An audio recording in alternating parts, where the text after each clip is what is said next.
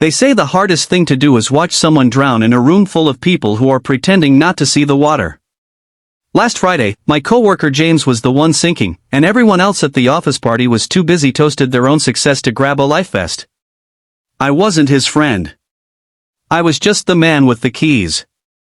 But what I found behind his front door changed the way I look at justice, and the way I look at myself, forever. The city lights of Chicago always look colder when you're the only sober person in the room. The firm's holiday party was a sea of expensive suits and cheap intentions. By 11 p.m., the work family had evaporated, leaving behind only the smell of stale gin and the one man everyone had silently agreed to forget, James from accounting. James wasn't just drunk, he was hollowed out. He was slumped over a mahogany bar, mumbling punchlines to jokes that had died months ago. I watched my manager, a man who prides himself on team synergy, walk right past James without a second glance. It was easier to ignore the wreckage than to acknowledge the storm that caused it. I'm Evan. I don't usually play the hero. In fact, in a corporate world, I've learned that staying invisible is a survival tactic. But as I watched James struggle to find his jacket, his eyes glazed and his dignity slipping through his fingers, I felt a familiar, sharp pang of emotional justice. It wasn't about being nice.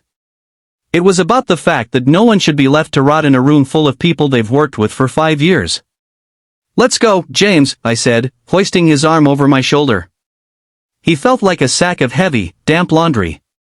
He slurred something about being able to walk, but his knees buckled before we even hit the sidewalk. As I loaded him into my sedan, the December air bit into us like a reminder of how quickly the world can turn cold. I drove him toward the suburbs, listening to his half-asleep muttering. I didn't know then that I wasn't just dropping off a coworker. I was about to walk into a house of ghosts. Rehook, I expected an angry wife or a locked door. Instead, when the porch light flickered on, I saw a look in a woman's eyes that told me James wasn't the only one who had been abandoned by the world. The house was a small, unassuming craftsman tucked behind a row of skeletal maple trees. When I knocked, the door didn't just open, it exhaled.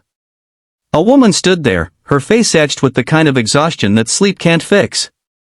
Oh, thank God, she whispered, her voice cracking as she saw James leaning against me.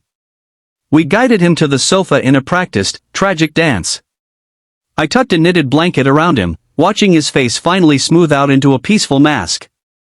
I turned to slip away to return to my own quiet, lonely apartment, but she caught my sleeve. Wait, she said. You didn't have to do this. Most people stopped calling weeks ago. She led me to a small shelf by the fireplace. In the flickering light, I saw the frames, James laughing on a camping trip, James with a man who shared his exact jawline. That was his brother, she said quietly. 2 months ago, a hit-and-run took him. Ever since, James has been trying to drown the silence with whatever is at the bottom of a bottle. The weight of the room shifted. In the office, James was the guy who couldn't pull his weight. Here, he was a man holding a funeral every single night. She looked at me with glistening eyes and said, "He talks about you, Evan.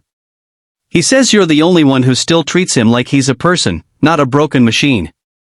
I realized then that my simple act of driving him home was the only thing standing between him and a total collapse. But as she handed me a cup of coffee, she revealed a secret about our workplace that turned my pity into a quiet, burning rage. We sat in the dim living room, the steam from the coffee rising between us. She told me how the firm had been monitoring his performance. She told me how HR had sent a cold, formal letter about his lack of engagement just 3 weeks after his brother's funeral. The quiet revenge I felt wasn't about shouting or making a scene. It was the realization that the system was designed to discard people the moment they became human. James wasn't failing, he was grieving, and the people we worked for were counting the minutes until they could replace him. He's been trying so hard to hold on, she said, her voice a trembling line of resilience.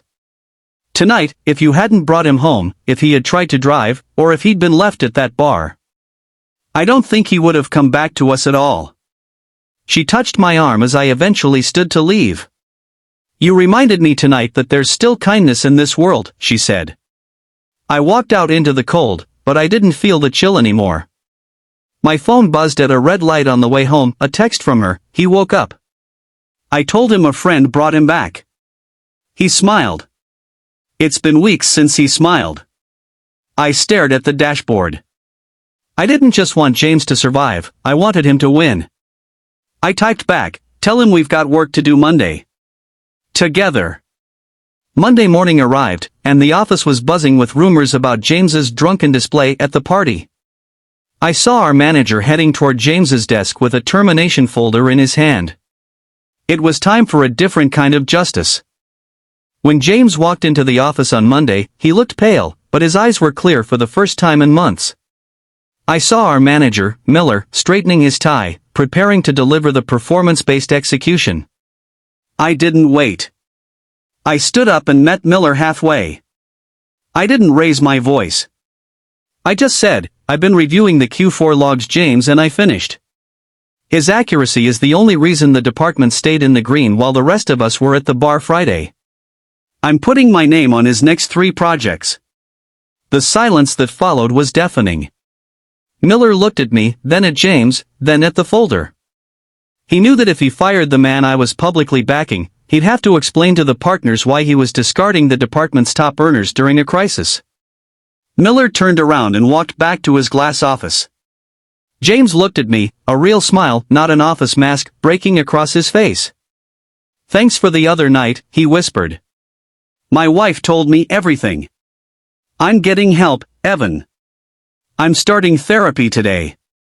Weeks later, a final text came from his wife, "He's doing better. You're the reason he's still fighting." I realized then that emotional justice isn't always a loud explosion.